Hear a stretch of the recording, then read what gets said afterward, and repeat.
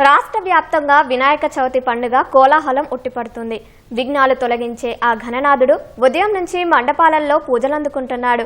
పట్టు వస్త్రాలు ధరించి భక్తి శ్రద్ధలతో లంబోదరుడికి విశేష పూజలు చేస్తున్నారు. ఇళ్లలో సైతం విగ్రహాన్ని ప్రతిష్ఠించి లంబోదరుణ్ణి ఆరాధిస్తున్నారు. వివిధ పూలు, పండ్లు, పత్రాలతో ప్రత్యేక పూజలు నిర్వహిస్తున్నారు. ఇక పలు ప్రాంతాల్లో పూలు, పండ్ల మార్కెట్లు ప్రజలతో కిటకిటలాడుతున్నాయి. తెల్లవారుజాము నుంచే ఊరువాడ అంతటా వినాయక చవితి సందడి మొదలైంది. హన్మకొండ జిల్లా కాజిపేటలోని శ్రీ శ్వేతార్క మూల గణపతి ఆలయంలో ఘనంగా వినాయక చవితి వేడుకలు నిర్వహించారు. పంచామృతాలు, పంచవర్ణాలు, పుణ్య నదీ జలాలు, సుగంధ ద్రవ్యాలతో స్వామివారికి ప్రత్యేక అభిషేకాలు చేశారు.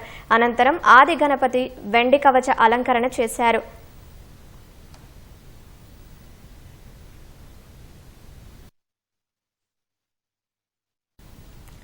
వినాయక చవితి పర్వదినం నేపథ్యంలో హైదరాబాద్ ఎంజే మార్కెట్, సుల్తాన్ బజార్, కోటి తదితర ప్రాంతాలు కొనుగోలుదారులతో కిక్కిరిశాయి.